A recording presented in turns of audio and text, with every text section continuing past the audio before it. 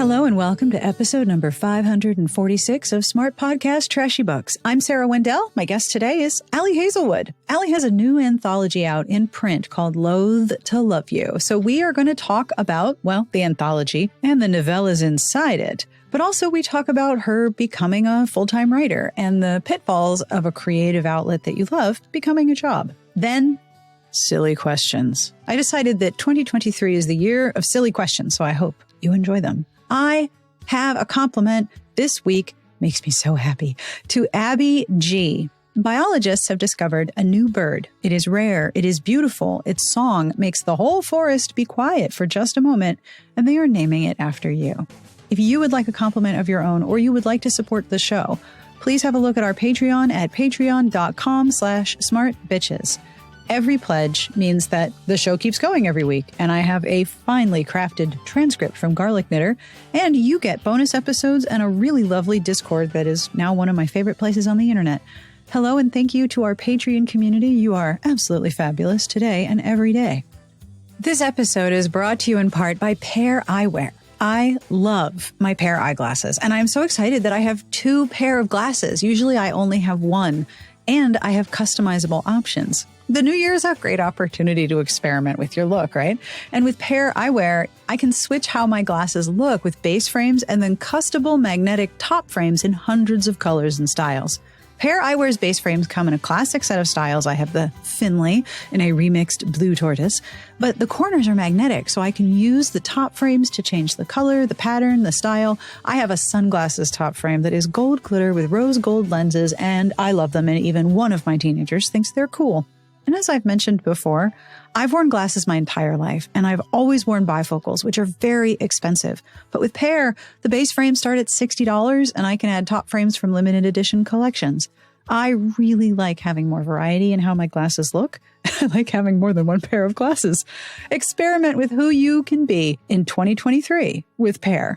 Go to paireyewear.com/Sarah for 15% off your first purchase. That's Pair, P-A-I-R, eyewear.com/Sarah.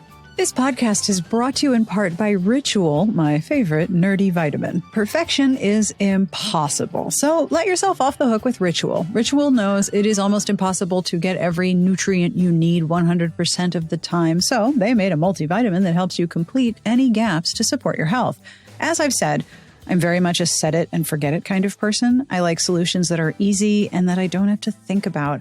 I never know what day or year it is, especially in January. And I like Ritual because I never have to remember to order more. I also like knowing what each ingredient is and why it's there. The Essential for Women 18 Plus has high quality ingredients and a traceable supply chain, so I know where each ingredient comes from down to the supplier, whether it's vitamin D from the UK or omega-3 DHA from Canada. The Essential for Women is also one of the few women's multis that's USP verified, meaning that what is on the label is what is in the formula. Instead of striving for perfect health, aim for supporting foundational health. Great news. Ritual is offering my listeners 10% off during your first 3 months. Visit ritual.com/Sarah to start Ritual or add Essential for Women 18 Plus to your subscription today. Are you ready? Let's do this. On with my podcast with Ali Hazelwood. I love that Nicolas Cage looks over your shoulder. Thank you. You've crammed him into a little box. Yes. Look how well it fits. And he came before the bookshelf. Like I've had him for years. So wow. It really was always, we were meant to be together. It's really just incredible how perfectly his head fits in the shelf.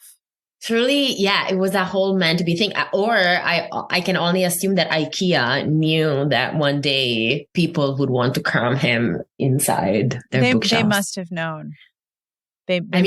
How could they not? The needs of your Nicolas Cage sequin pillows. I imagine there was a meeting, right? Like at IKEA HQ. I'm sure. It was a very urgent meeting. Everyone was like, are we addressing this very important issue? Yeah. These are the things that shoppers are looking for right now. We know this from the internet. Yeah. Any questions for me? No, I don't think so. Okay. Much quizzing, much hard questions here. I'm going to, I'm ready. I have studied. I'm You've prepared. done events with me. You know, I bring weird I know. questions. It was amazing, by the way. I think, I don't know if I ever told you, but after our event with Christina and Lauren in DC, I was moderating, my friend's launch. It was Ali Brady's launch for, the beach trap. Ooh. And, I did it like you did it. I did like a Jeopardy type of thing. I totally copied it. Oh, from that's you. so great. It was amazing. I also kind of did the thing that you did where you kind of hid unexpected questions behind the categories. I had so much fun creating those questions. I want to moderate in that style until the day I die. Amazing. Oh, that's so cool. I had so That's much so fun amazing. putting it together too. Mostly because when you're on stage and there were 4 authors, it was you, Christina and Lauren and Kate Claiborne. That's a lot of voices and it was a lot of people, and having lots of different questions and making it sort of like a interactive trivia is really fun. I'm so glad it worked for you. All right. This is the only awkward part here. Would you please introduce yourself and tell the people who will be listening who you are and what you do? Hi everyone. My name is Ali Hazelwood, and I guess I am a writer. I think so. I'm still coming to terms with it. My imposter syndrome is really high, and I recently left my other job to just write full time, and it's been really weird. Like my neighbors ask me, "What do you do?" And I'm like, I just my imposter syndrome is too bad to say I'm a writer, so I'm like every time I'm like, I don't know what I do. Well, but yeah, I am a writer. I think you qualify. Okay. Yeah. I mean, I do write, right? Yeah.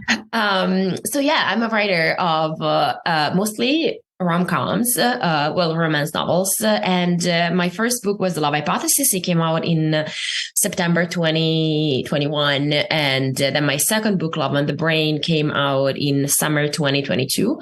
And they're both rom-coms about women in STEM. And yeah, that's who I am. Congratulations on becoming a full-time writer. Thank you. It's just like a 1-year trial period, I have to say. We'll see what happens. I remember very clearly, I can tell you the date that was my last day of work before I quit to run Smart Bitches full time. And that was in 2010. It's been almost 13 years now. And I remember so clearly, like being at home, like, what do I do with myself? What am I supposed to be doing right now? Because writing was something, and running the site was something that I had crammed into every spare moment around my job. And then suddenly the job wasn't there anymore. And I was like, well, what do I do? What do I do all day? I know. It's also just generally terrifying because it is very scary. It goes from this fun hobby to this thing that you simply cannot do as well as your full-time job, and to this thing where like now kind of my livelihood depends on whether I do well in that fun hobby thing. Oh, yes. So it's really, there's a lot of anxiety here. Yes. And every year, like right now it's December. So for my business, I'm starting to like do all of my year-end annual reports and stuff like that. And every year there's a moment where I'm like, still here. Still running a blog, which is a very old technology, but I'm still here. You're going to do great. It's going to be amazing. Thank you. You've got Thank you. This is really inspiring. No, it's really inspiring to get like positive stories of people who were able to go from, just a hobby to not just a hobby, but like from hobby to this is my full time. Yeah. And there's some danger there. I mean, I often struggle with the fact that I made my job out of the thing that I love. And so I have to stop and think, okay, you need to do something that's not writing, that's not reading, that's not reviewing. You need to turn off your brain. What are you going to do? And I have a very specific list because it's really easy for me to just work all the time because I love my job. I made up my job. Of course I love my job, but I also need to not do my job. So my one piece of advice would be to have a list of things for you to do that are not work. Because you need to rest to replenish all the creativity. Mm-hmm. Totally. Yeah. And I have the opposite problem. Like I because I used to write just in those like small times, like little times. Now that I have an entire day, I will just not do anything for 5 hours. And then I'll be like, oh crap, I just wasted 5 hours. I must write 4,000 words in the next hour. It's that panic moment. I understand completely. But no time is wasted. Rest is important. And when your brain can't produce the words, there's a reason for that. My other piece of advice, if you don't mind one more. Oh no, please give me all of them. I think for me, when I was trying to run the site and do a full-time job, and I had little kids, the thought for me was, oh, okay, if I did this full time, here are all of the things that I could do in addition to writing and promoting. I could build this. I could be on this social media platform. I could be doing all of these things. And when it was my job, I had to actually think very strategically, okay, what do I actually want to do and what's going to be a good return on my time? Because just because I have all of this additional time doesn't mean I need to be present on every single platform out there. And this was 12 years ago. We didn't even have half the platforms that we have now. Right. So I had to think strategically, what are the things that are actually going to help me build a livelihood that I enjoy and that I like doing? Of course. Yeah, totally. Because you've got all this time. Okay, yes, but you still have a finite amount of energy. Oh yeah, 100%. Right? Like I totally get that. It's and you know, with being an author and like the promo is always like, oh God, should I be making a TikTok right now? Should I be doing that other thing? And at some point you just have to say, okay, I'm not going to be on Twitter. I cannot be on Twitter and be a sane person. You have to make a choice. Yes. So, oh, absolutely. Absolutely. You have to make a choice. But when you choose to put your creative job first, it's so fun.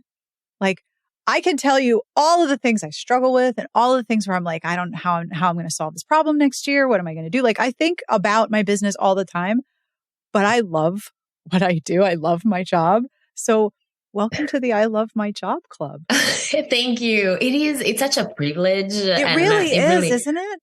Yeah. And it's very rewarding. It's just really nice to wake up in the morning and knowing that you can like dedicate your energies to the thing that you like the most. It's really exciting. Congratulations. Thank you. So congratulations also on the Loathe to Love You anthology.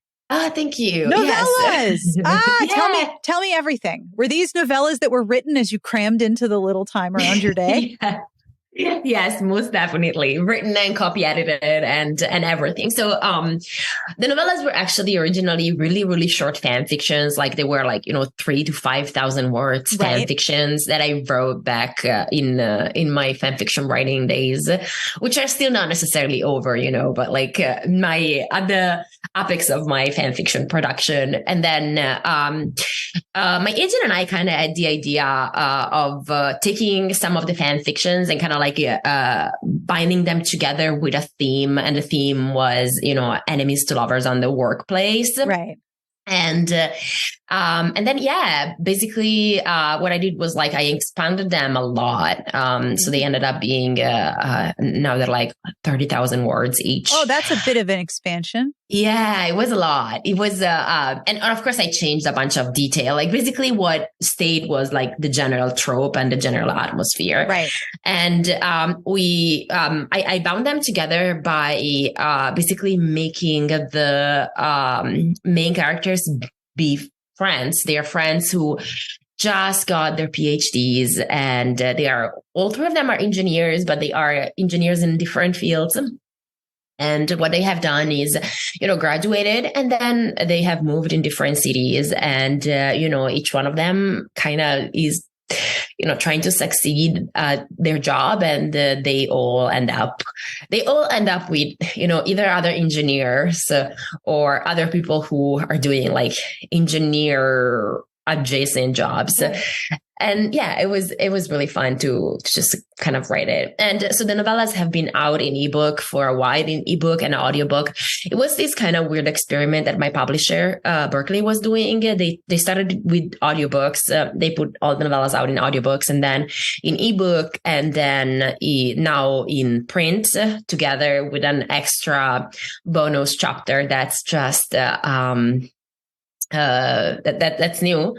I think. I think it's not in the ebook, but I don't know. Don't trust me.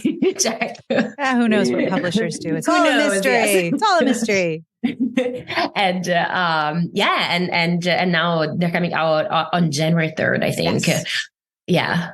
So did you find the novellas and the short fictions easier than a novel, or do you like having the spaciousness of a novel for your stories? It's definitely, there are different challenges for different media, I would say, I guess you can call them different media. With the novellas, like you said, there's less room. So it's a little bit hard to like take the character from the we hate each other stage to the, oh, wow, I love you, I want to be with you for the rest of my life stage. So there's definitely part of it was just kind of playing with the timelines. All three novellas have these alternating timelines that felt kind of necessary to me to be able to tell like a complete story. I really like slow burn, and I know it's hard to do slow burn with a novella, but like I kind of wanted to show the passage of time, even in the novellas in which there is this. I would say the second novella, Stuck With You, is a little bit insta love in the sense that they meet and they have a date that night and they immediately fall for each other, and then they have a falling out and they get back together when they get stuck together in an elevator. And there is a little bit of insta love, but I kind of wanted to have the room to show why they're getting so much into each other, and to be able to do that and still like have rhythm in the novellas, I kind of end up getting a little bit creative with the timelines. I hope it works. I have to say, it's definitely nice when you have 100,000 words, which is how long usually a novel, a full length novel is. Yep. You get a lot more opportunities to just kind of explore the relationship within the characters and explore the world that they live in. And you can, give them activities and have them do stuff that is not necessarily related to the romance, but still gives you insight on what they are doing in their lives. Oh, for sure. That I definitely miss that. But it's nice to alternate the two things, because I remember I wrote the novellas in between, I think, my book 2 and my book 3. Mm-hmm. And it was, and then my young adult book too. Like, I think I was, kind of alternating between short form and longer form. And it's really nice to do both. It's a different feeling, It is. And with so much of fanfic being exploring the mundane parts of life that aren't in the main piece of media, whatever the canon is, so much of fanfic is exploring those mundane moments. Like, there's a reason why if there was a town of fanfics, there would be like 9 million coffee shops with all of the characters in them. Can you imagine, like, fanfic land, how many coffee shops there are going to be? I would love that. There would be a lot of coffee shops, a lot of flower shops, and some of those flowers have like weird sex pollen stuff. Yes, it would be a sex pollen flower shop. And then there'd be like a couple of bookshops, but one of them is a little creepy. You don't want to go in there. There's probably some woods, maybe a playground, but there's going to be 90 million coffee shops, because the mundane aspect of being a person is often missing from the main story, because the story has a narrative to progress, and fanfic fills in that mundane, familiar comfort part sometimes. Absolutely. Yeah, absolutely. And I think that's definitely what I got the most training when it comes to write. And so, I definitely have to like make myself pace the books. And it's like, okay, now something has to happen, right? Like make something change. Now, in this scene, they're gonna go do something. Like you could just write 250,000 words of, every coffee shop, right? Every coffee shop. I love it. Like I definitely would love it. I would have no objection to that. If my editor is okay with it, I'm okay with it. That could be your next anthology. Coffee shops. Nothing but coffee shops.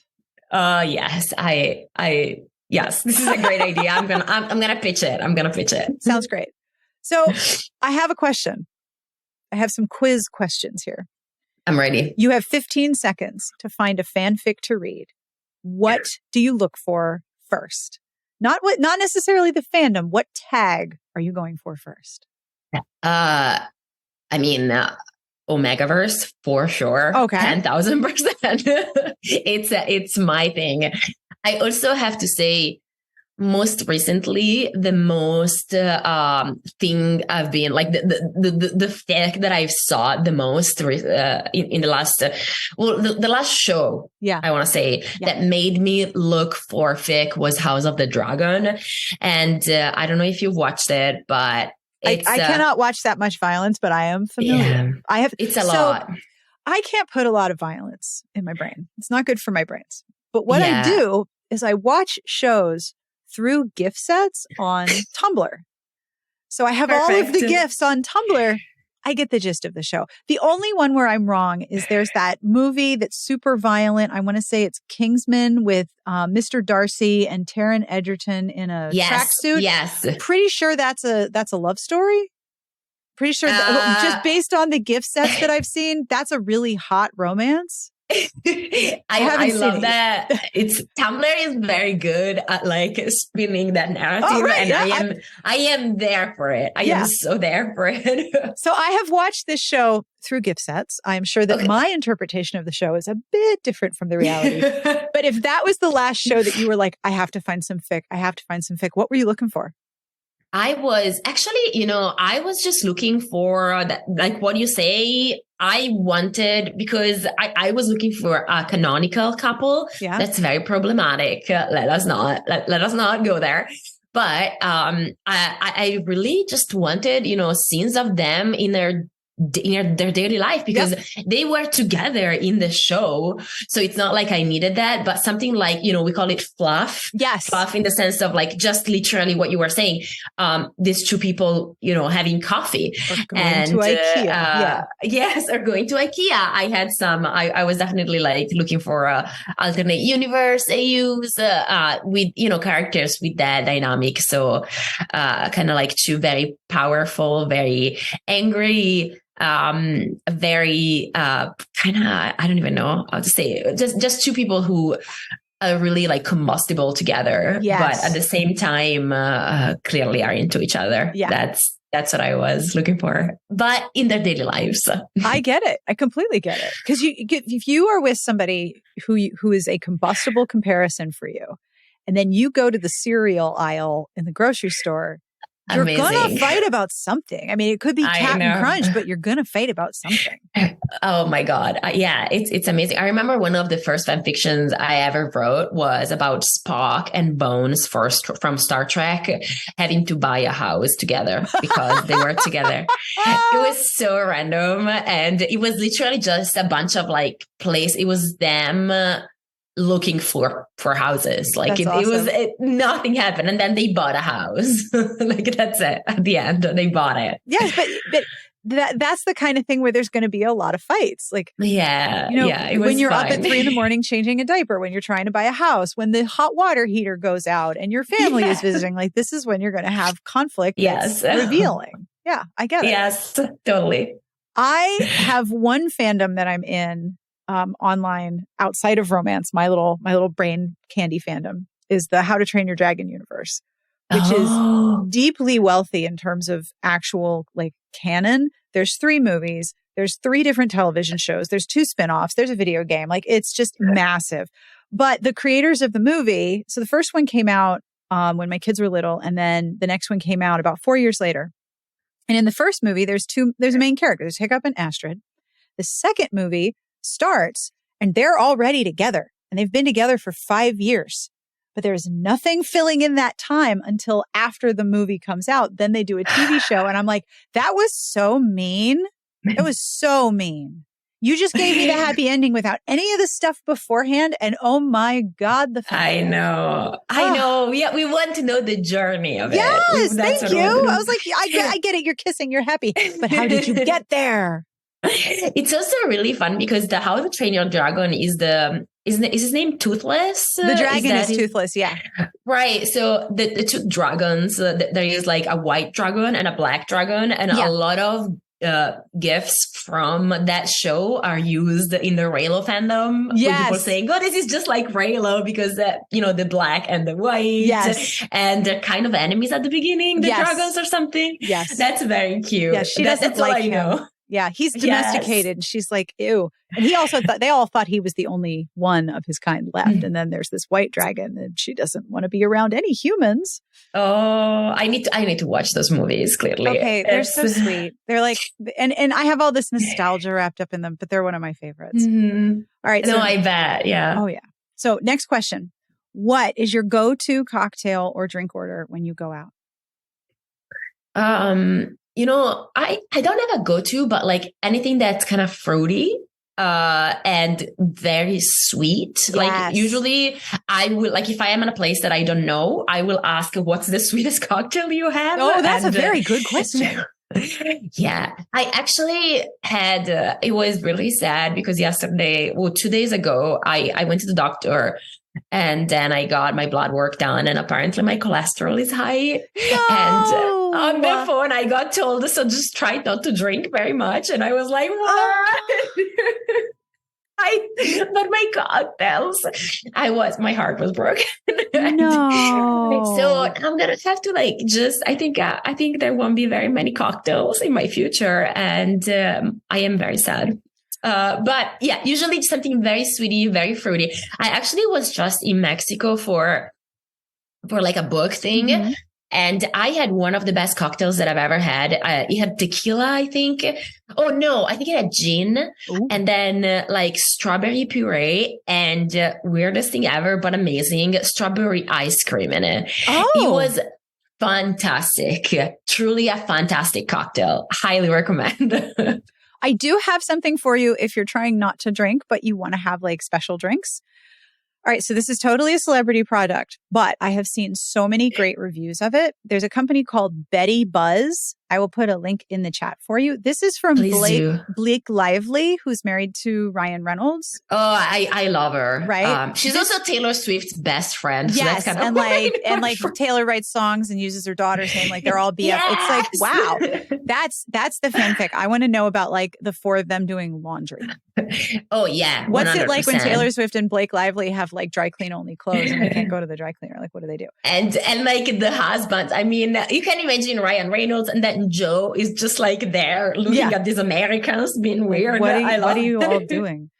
So Betty Buzz is her drink mixer company, but there are different mixers and you can drink them without alcohol or you can add alcohol to them. So they have like a Meyer lemon club soda and a ginger beer and a sparkling grapefruit drink that's supposed to be really good. So that might be, get yourself some of those and then you can have like sparkly special. I'm going to. It's gonna be my cholesterol supplement or whatever. I'm so sad. Thank you. You're very welcome. All right. So, what is your favorite thing to cook with no recipe? I know you're Italian, so this is like a heresy question. No, I mean, I'm actually not a very good cook. I can make tiramisu without even checking the recipe by now because before leaving Italy, I was like, there must be something that like I need to be able to do something of my people. Unfortunately, I come from a family where my mom is the kind of mom who's like, I'm going to do it. Like, she's a very good cook. And like with me and my sister, she was always like, while we were growing up, she's like, no, I'm going to do it. Like you guys don't bother. And it's not like she was teaching us in the meantime, or maybe she would have liked to teach us, but we were just like, yeah, whatever. Bye.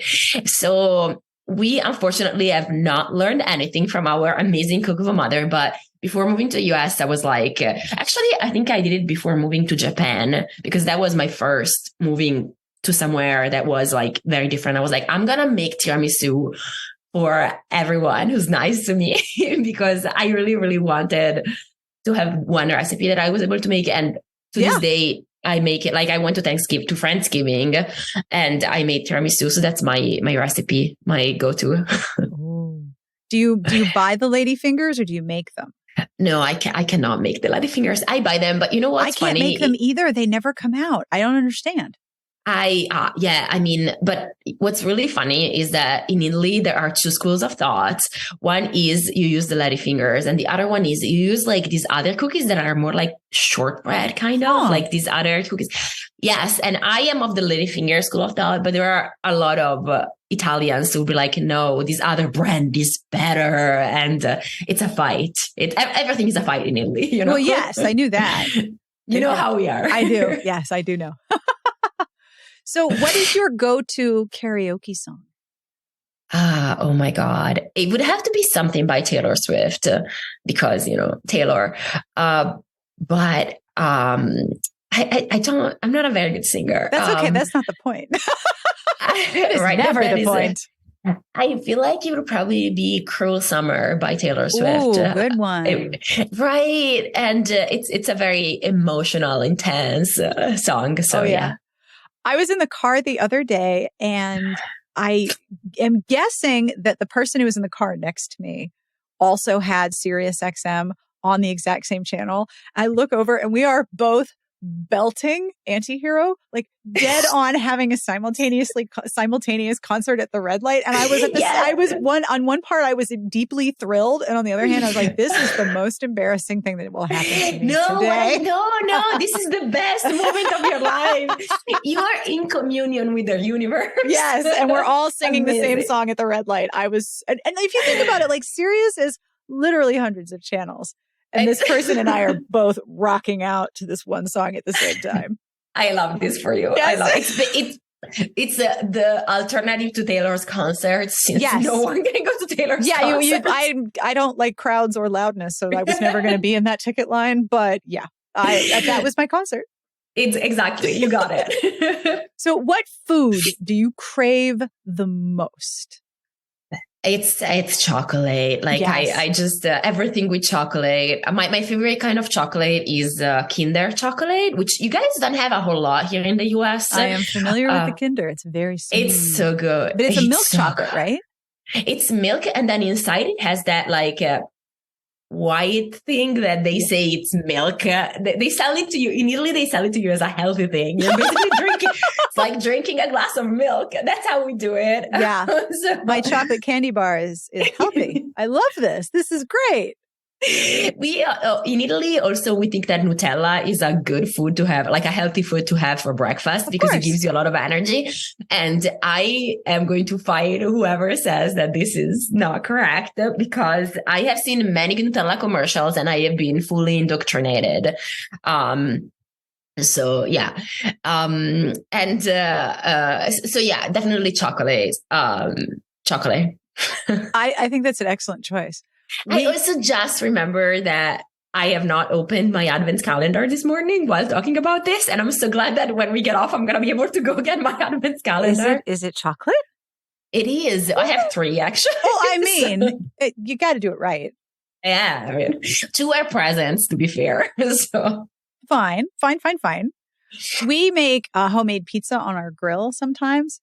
And we have started taking a crust, just the crust, grilling the crust, then bring it in and get an offset spatula and just smear Nutella on the hot pizza crust. Oh my God. And then you drizzle fruit or honey or powdered sugar. Or if you're feeling really festive, get some Lucky Charms cereal with the marshmallows, sprinkle that on top. And then that is our dessert pizza. I am ready to move in. Okay, come on over. I have teenagers. We'll have to make do. Yes, perfect. Yeah. Like I am ready. I will make you tiramisu and you will make me that pizza. I love this that plan. sounds amazing. It's so honestly. good. It is so good. And the thing about Nutella is that it gets everywhere. You can try to be careful. It's going to be on the back of your hand. It's going to be on your face. It's going to be on my nose. Like it just gets everywhere. It's like sand. It gets it gets everywhere. It's so true. It's Nutella knows how to infiltrate herself in your life. Yes, it's a skill. It's a very Italian skill. Yeah, Nutella wants to be with you. Exactly. Okay, last silly question. If you built a castle for yourself to live in, what would you name it? Oh, we've reached the I live in a named house phase of fame now. of our career. Yes. That is most pleasing. I would probably name it Cringeland or something. And it would be the tackiest, cringiest, weirdest place. And I would have so many cats. And everyone would be invited to cringe with us. I love it. I am, like Taylor Swift said, I am learning to live alongside my cringe. Yes. So that is, I am reclaiming my cringiness. I just picture if you had a castle called Cringeland, there would be one room that would be nothing but Nicolas Cage. Oh my God, yes. And then there'd be another room that'd be nothing but Adam Driver without his shirt on. Oh my God. Nips like blasting. Truly zero. Like there will be 5 Adam Driver rooms, please. Well, you have to cover all the different roles that he's played, right? Oh yes. Perfect. Look at you. Turtleneck glasses guy. I don't have a shirt on guy. You can come help me decorate Cringeland. Sure. You are the official decorator. You have been named. No, don't do that. You can see what I have in my office. I have an old romance That's cover amazing. on my wall. I want I don't know if you ever saw that, like someone redid that, or like a similar body cleaned cover as a Raylo poster, like written by Ryan Johnson. It. Stunning. It's gorgeous. The most beautiful thing I've ever seen. Fan art is so cool. Like when you see a piece of fan art that not only captures the characters, but actually captures the feeling. Yes. That blows my mind because I can't do that. I'm not a visual artist person. I know. And I'm like, how did you do that? That's amazing. I feel the same. Like I have so much respect for fan artists. I know. It's incredible, right? With you. Yeah. Do you have fan art in your office? You've gotten fan art for your books, right? We really, a ton. And I actually have a pile of stuff that I am going to hang up. I will actually also have weirdly fan art of other authors that I really love. Like someone made an alternative cover for, I don't know if you're familiar with Land of the Beautiful Dead by R.Lee Smith. Yeah. So it's one of my favorite books that I have ever read. And someone from my fandom, from the Raylo fandom, also loves that book, and she made an alternative cover because, and I say with the utmost love, the original cover is not like the prettiest thing ever, and it's like one of those. What was the name of that test where they would show you an ink blot? And you have to say what's in the ink. A Rorschach test. Yes. Yeah. The thing. And I think it's very much a stock photo. Like I don't think it's nice, sure, but it doesn't capture the beauty of the book at all. No. And I have that right there because I just moved. I haven't hung up anything, but I'm going to hang that up first. I cannot wait because that's how much I love that book. It's so inspiring to me. Yeah. It's a fantastic alternative cover and I cannot wait.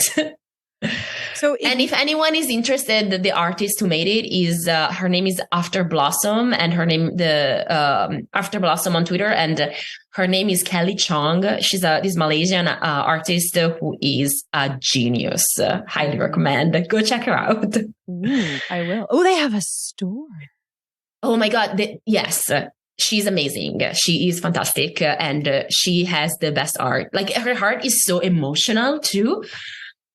Highly recommend. Oh, it's gorgeous. I know. Oh my gosh. Oh, and they do Owl Crate versions. Oh, yeah. That's incredible. And, she has done a lot of covers for authors, like book covers, and I know she's gonna do more too. So she's really fantastic. That's incredible. I love it. Okay. So this is a big question. It goes back to what we were talking about before. Mhm. If you could go back in time to when you were writing your first book or your first fanfic, what would you Mhm. tell yourself? Do you think back to, back then, Ali, and think, wow, you had no idea. You had no idea what was coming. I often think that like so many things went well for me to be able to, end up eventually publishing my book and like having a publishing deal and, having an agent and having the amazing editor that I have. I think, especially because I was just writing for myself and for fun for so many years, I think I would tell myself, I guess I just would tell myself, really try to enjoy this as much as you can. I think part of it is because now that I'm publishing, there are a lot of things that have to do with creating story. Like there is the writing part, and that is difficult, but it's not by any means the hardest part of publishing. Like there are so many kind of like collateral things that happen and that are really, really difficult. And those things weren't really there when I was writing fan fiction. And so I would just I would just be worried, is my writing good enough? Am I I don't know, am I the worst writer ever? Is this bad? And I wish I had more fun in my fan fiction years, and like while writing didn't have all the expectations that come with publishing. I wish I had taken advantage of that, so I guess that's kind of what I would tell myself. Just kind of be happy and have fun. That there's a lot of joy to be found in the doing of the thing, in the actual writing, and when it becomes your job, it can be hard to find the aspect of play in the creative process. Even though the creative process is partially play, it's really easy for me to lose sight of, wait, hold on, this is fun. This is really fun. And you have many eyes on you once you publish, and that is an absolute privilege. Like the ability to share your stories with several other people is fantastic, but at the same time, it comes with responsibilities and with like fear of failing this opportunity that you've been given. So I think. I took, I don't want to say I took fanfiction too seriously, because fanfiction is not important, but I think I worried too much whether, the thing that I was going to post was perfect or not, when at the time, maybe I should have just found like the joy of it, and that's something that I wish, kind of going back, I did a little bit better. So what books are you reading that you want to tell people about? I read recently Bear With Me Now, which is an adult rom-com by Katie Shepard. And it's the story of this guy who goes into, he has basically an anxiety attack, ends up, he's in treatment for that, and he ends up in a rehab program in Montana. And there he meets this like wilderness guide and who saves him from a bear attack. And basically now, he's immediately in love with her. That'll do it, right? She's fantastic and super kick-ass. But like there are some misunderstandings, because she thinks he is there for alcohol addiction, and she doesn't fully understand why he's there, and he's not really forthcoming about it. Right. So he ends up, to like keep her close to him, he ends up hiring her as his sober companion. Yeah. And that's, it's truly a comedy of errors, but it's also, it has, as someone who has very bad anxiety, it has a very, very good anxiety representation. And I truly enjoyed reading it. Like I was like laughing, but also crying. It was a lot of emotions. It was beautiful. That's fabulous. It's a very good book. I love good anxiety rep in books. It makes me feel like I'm not as alone in my head with my anxiety as I usually feel. I know. I was actually I was reading this book by Amanda Jayatissa, it's a thriller. It's called You're Invited, but the main character has this thing where like she looks for signs in the environment to tell her whether something is going well or not. Mm-hmm. And I was like, wow, that's me. Like I was reading and I was like, that's me in peak anxiety. Wow, it's amazing. Like it's me. I'm not alone. No. It's not just me. It was really fantastic to read because you feel less like you're the weirdo, you know? Yeah. Like, oh, I'm not the only brain that has these gremlins. Yes, exactly. We're all gremlins. My anxiety is like a little gremlin on a hamster wheel, and then it just goes. And I'm like, could you just chill? And it's like 2:30 in the morning and something woke me up. No, it is not going to chill. Yeah, it's yes. Not a those 3 a.m.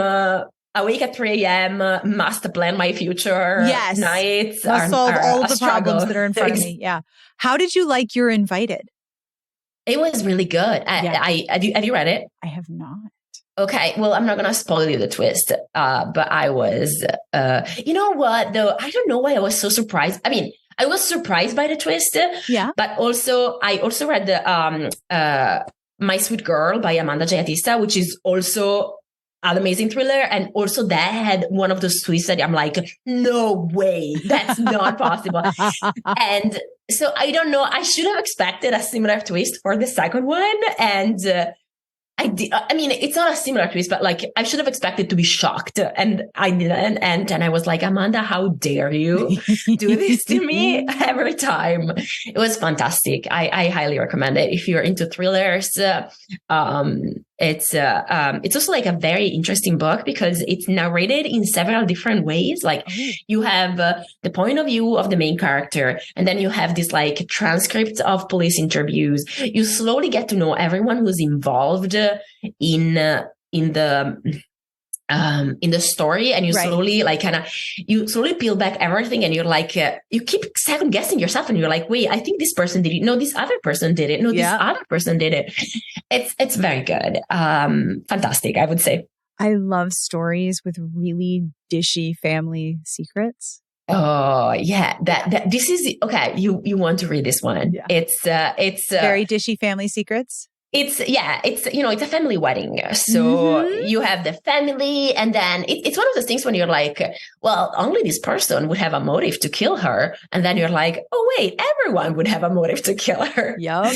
I just love family drama because because for me, the thing that's always the most fascinating in any story, in any genre, is the distance between what a character is pretending to be and what they really are. And once you start to figure out how far apart those things are, when that falls, it's like really delicious. It really is. Yeah.